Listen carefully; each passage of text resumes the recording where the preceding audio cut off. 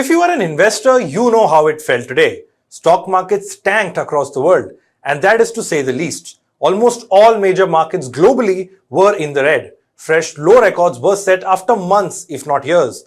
Black Monday 2.0, Manic Monday, Bloodbath, Crash, call it what you want. Investors are panicking.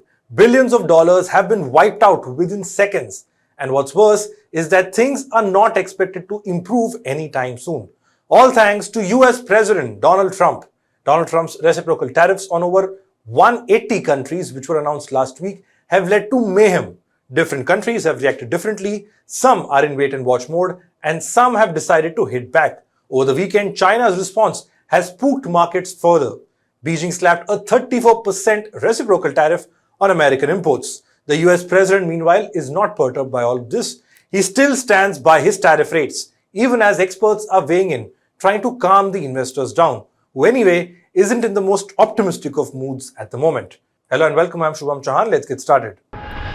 Let's start with the Indian stock market and the big headline, a bloodbath on Dalal Street. How bad was it this time around? The two national indices, that is the Nifty and Sensex, saw a steep decline of over 3%. Over 20 lakh crore rupees was wiped out within a few hours of the market opening.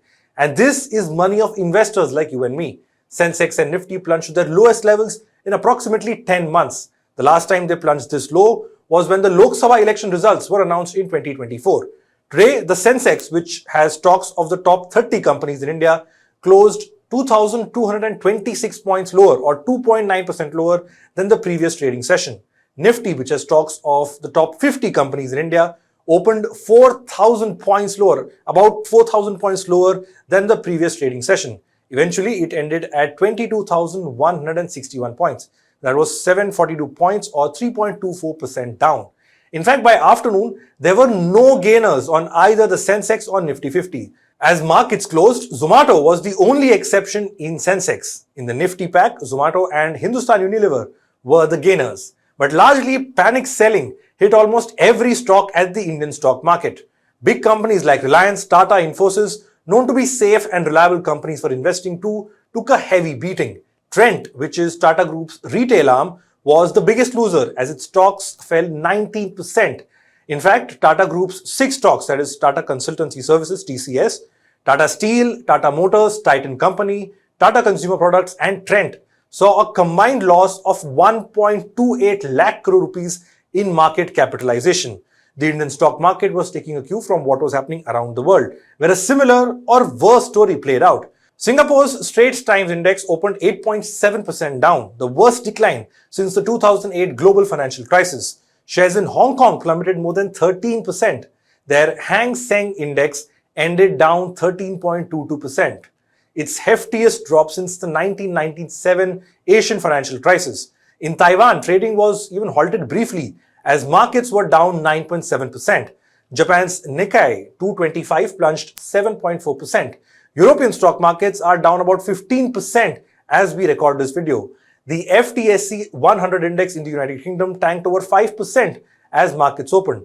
And of course, the United States of America was no exception either. Wall Street saw its worst crash since COVID on Friday as its indices, that is S&P 500, DOW and Nasdaq, all fell by over 5%. Analysts say $9 trillion has been wiped out in the market cap in the United States. Many draw a parallel of the ongoing crash with the 2008 financial crisis or even the crash that we saw in the aftermath of the COVID-19 pandemic. That's when markets around the world saw a sharp decline. Some were also reminded of the 1987 market crash, also called Black Monday. In October 1987, America's DOW Jones Industrial Average sank by 22.6% in one single day. It's one of the worst single-day market crashes in history. This had worldwide repercussions, and markets across the globe lost trillions in value and took a lot of time to recover from that setback. Now back to the present. Like I said in the introduction, Donald Trump's reciprocal tariffs last week have led to this meltdown in the global stock market. Over 180 countries are on Trump's radar, including India as far as reciprocal tariffs are concerned. New Delhi has been charged a reciprocal tariff of 26% by Washington, D.C. And this has been the biggest pain point for investors since, and other countries as well, where reciprocal tariffs have been charged. Uncertainties are there as to what happens next, and this has only accentuated this sentiment among investors. On Sunday, Donald Trump doubled down on his tariff plans. When he was asked about this mayhem, here's what the US president said. I don't want anything to go down, but sometimes you have to take medicine to fix something. We've been treated so badly by other countries, that is on tariffs and trade imbalance, because we had stupid leadership that allowed this to happen. What's going to happen to the markets, I can't tell you, but our country is much stronger. So Trump has made his intentions clear for now. Contrary to a lot of speculation, he is clear that he will go through with his tariff plans. Trump believes his reciprocal tariffs will usher in a golden era for American companies. But experts warn that these tariffs would lead to a recession within the US and a global trade war. Investment bank Goldman Sachs today has raised the odds of a US recession to 45% from 35%, and this is the second time it has increased its forecast in a week. JP Morgan puts this figure at 60%. That is a 60% chance of US followed by a global recession. What's made matters worse is how countries have reacted, at least some of them. We already told you about China's case. European Commission Chief Ursula von der Leyen said EU was already finalizing a first package of tariffs on up to 26 billion euros worth of US goods for mid-April in response to US tariffs on steel and aluminium. UK Prime Minister Keir Starmer said the UK government would keep pushing for an economic deal with Washington that avoided some of the tariffs. Vietnam has urged Trump to delay a 46% duty on Vietnamese exports to the US by at least 1.5 months or 45 days. Indonesia and Taiwan said over the weekend that they will not impose retaliatory tariffs after the US slapped a 32% tariff on imports from both these countries. And same is the case with India. Reports say New Delhi is unlikely to retaliate against Donald Trump's 26% tariffs on Indian imports. An Indian government official told Reuters that New Delhi has looked into a clause of Trump's tariff order, and this clause offers a possible respite to trading partners who take significant steps to remedy non-reciprocal trade agreements.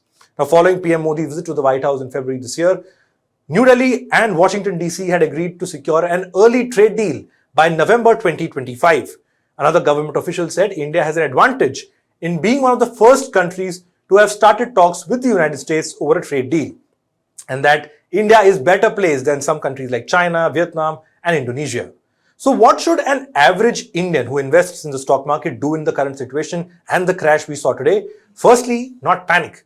That is the biggest advice from experts. They say that the Indian stock market has seen several crashes in the past, including the one after the 1992 Harshad Mehta scam and even the 2008 financial crisis for that matter. These were tough times for the markets and for investors as well. Eventually, the market and the investors did found a bottom, and the markets eventually bounced back. Experts say that while there is uncertainty on when that upward curve would happen in the market, the fact that it would happen at some point is what a lot of experts are emphasizing on. Investors have been urged to avoid panic selling and stick to their monthly SIP investments and play the long game, however rough the short-term losses are. That's all we have for this report. Thanks for watching.